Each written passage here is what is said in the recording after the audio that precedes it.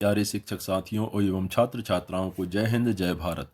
जैसा कि आप स्क्रीन पर देख पा रहे हैं, मॉडल प्रश्न पत्र सामाजिक विज्ञान।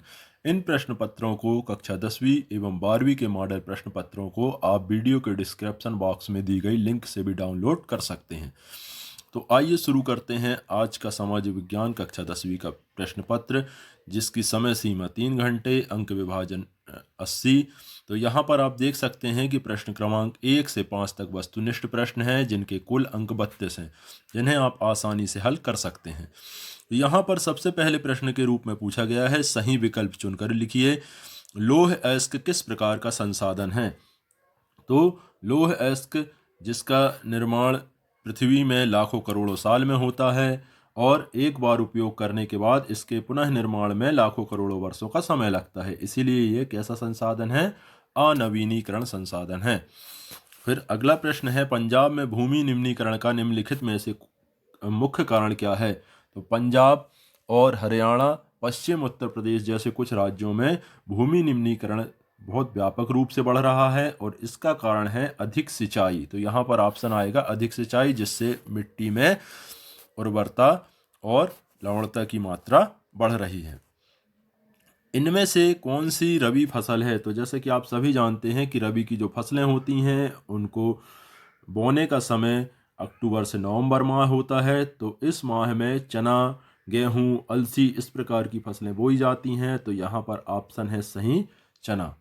नीचे अपन प्रश्न देखेंगे, इनमें निम्न में से कौन सा उद्योग चूना पत्थर को कच्चे माल के रूप में प्रयुक्त करता है?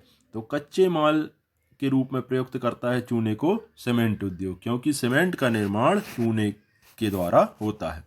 हमारे देश में इनमें से कौन सा महत्वपूर्ण परिवहन का साधन है? तो परिवहन के साधन में हमारे देश में सबसे ज़्यादा उपयोग में लाया जाता है सड़क परिवहन। यहाँ पर ऑप्शन आएगा सड़क परिवहन। फिर लौह अयस्क का उत्पादन किस राज्य में सबसे अधिक होता है? तो 2003 और 2004 में उत्पादन के राज्यवार सर्वे के अनुसार लौह अयस्क का सबसे ज़्यादा उत्पादन कर्नाटक राज्य में होता है। तो यहाँ पर सही उत्तर होगा कर्नाटक राज्य। फिर नीचे अपन चलते हैं, तो यहाँ पर पूछा गया है, भारत में सिंहों का प्राकृतिक आवास स्थल गुजरात का खालिस्तान है। तो गुजरात का जो गिर अभ्यारण्य है वो सिंहों का प्राकृतिक आवास स्थल है। फिर अगला प्रश्न पूछा गया है कि नेपोलियन बोनापार्ट जो कि फ्रांस के एक सम्राट थे, वो किस युद्ध में पराजित हुए थे? तो वो 1815 में। तो यहाँ पे सन पूछा गया है आपसे, तो सन लिखेंगे सन 1815 के युद्ध में पराजित हुए थे, जो कि उन्होंने बेल्जियम के वाटरलू में लड़ा था। फिर करो या मरो का नारा किसने दिया था? तो करो और मरो का नारा महात्मा गांधी जी के द्वारा भारत छोड़ो आंदोलन के तहत 1942 में दिया गया था। तो यहाँ पे खालिस्तान में उत्तर आएगा महात्मा गांधी। फिर अगला प्रश्न पूछा गया है, भारत में खालिस्तान का शासन है। तो भारत लोकतांत्रिक देश है, यहाँ पर जनता के द्वारा निर्वाचित सदस्यों का चुनाव किया जाता है। तो यहाँ खालिस्तान में सही उत्तर होगा जनता। अगला है, नेशनल रंगभेद नीति का विरोध करने वाले दक्षिण अफ्रीका के नेता खालिस्तान हैं। तो नेल्सन मंडेला। यहाँ पर शब्दों को ध्यान से लिखिएगा, नेल्सन मंडेला जो कि दक्षिण अफ्रीका के एक प्रमुख नेता थे, उन्होंने रंगभेद अश्वेत नीति का विरोध किया था। अगला है, औद्योगिक क्रांति सर्वप्रथम खालिस्तान में प्रारंभ हुई। तो औद्योगिक क्रांति जो है 18वीं से 19वीं सदी में ब्रिटेन देश में प्रारंभ हुई थी। तो यहाँ पे खालिस्तान में आएगा ब्रिटेन देश। फिर अगला प्रश्न पूछा गया है, नेपाल में विलक्षण जन आंदोलन सन खालिस्तान में प्रारंभ हुआ था। तो नेपाल में 2006 में विलक्षण जन आंदोलन शुरू हुआ, जिसके तहत राज्य की बागडोर, जो देश की बागडोर है, वो राजा के हाथों से जनता के हाथों में पहुंचाने की पूरी संघर्ष किया गया था। अगला प्रश्न है इसमें, नेपोलियन बोनापार्ट का संबंध किस देश से है? तो नेपोलियन बोनापार्ट का संबंध फ्रांस देश से है, क्योंकि वो फ्रांस के सम्राट थे।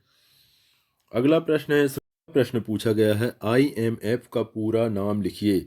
तो IMF का पूरा नाम है अंतर्राष्ट्रीय मुद्रा कोष। 187 देशों ने इस संगठन को मिलकर बनाया है और इस संगठन का मुख्य कार्य मुद्रा विनिमय का नियंत्रण करना है। अब अगला प्रश्न इसमें पूछा गया है, मार्टिन लूथर किंग कौन थे? तो मार्टिन लूथर किंग जो थे उनका जन्म अमेरिका में हुआ था और मार्टिन लूथर जो थे वो अश्वेत क्रांति के जनक थे। इन्होंने रंगभेद नीति का विरोध किया था और इस प्रकार से अश्वेत क्रांति के जनक इन्हें माना जाता है। अगला प्रश्न है कि हीराकुंड बांध किस नदी पर बनाया गया है? तो हीराकुंड बांध जिसकी लंबाई लगभग 4.8 किलोमीटर है, ये महानदी पर बनाया गया है। तो इसका उत्तर होगा महानदी पर हीराकुंड बांध बनाया गया है। अगला प्रश्न है इसमें कि गुजरात तट पर कौन सा बंदरगाह स्थित है? तो कंडला नाम का बंदरगाह जो है गुजरात तट पर स्थित बंदरगाह का नाम है, जो गुजरात के कच्छ क्षेत्र में है।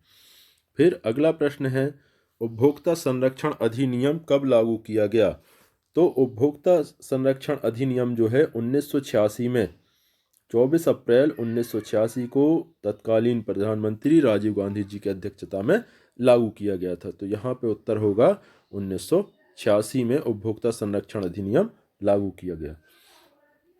फिर अगला है इसके बाद, जो सत्य असत्य लिखिए। जो वनस्पति मूल रूप से भारतीय नहीं है उसे देशज कहते हैं।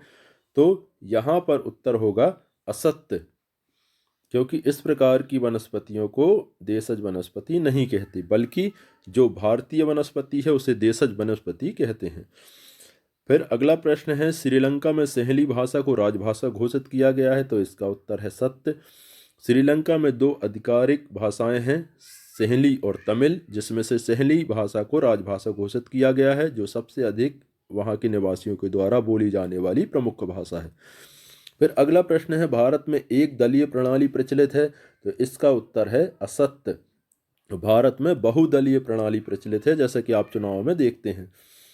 फिर अगला प्रश्न है, 1990 में भारत में गठबंधन सरकार की शुरुआत हुई थी। तो इसका उत्तर है सत्य। फिर ईसाई धर्म की शाखाएं कैथोलिक और प्रोटेस्ट 2 भागों में बटी हुई हैं। तो इसका उत्तर भी है सत्य। तो इस प्रकार से आप देख सकते हैं सत्य असत्य।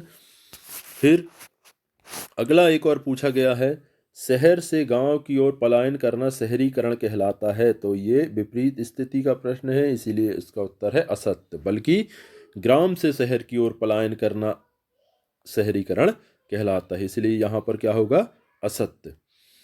फिर अगला पूछा गया है इसमें, लोकतंत्र सही जोड़ी बनाइए। तो सही जोड़ी बनाइए के अंतर्गत अपन देख सकते हैं यहाँ पर पूछा गया है लोकतंत्र।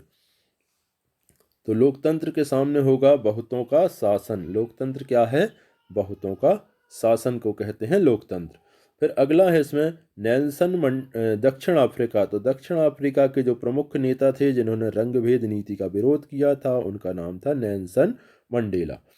फिर अगला है पूर्ण साक्षर राज्य। तो भारत में पूर्ण साक्षर राज्य जिसकी साक्षरता 100% है, उसका नाम है केरल। फिर अगला है अर्थव्यवस्था के क्षेत्र। तो अर्थव्यवस्था के 3 प्रमुख क्षेत्र हैं। फिर अगला प्रश्न है, मुद्रा का आधुनिक रूप। तो मुद्रा का आधुनिक रूप है करेंसी।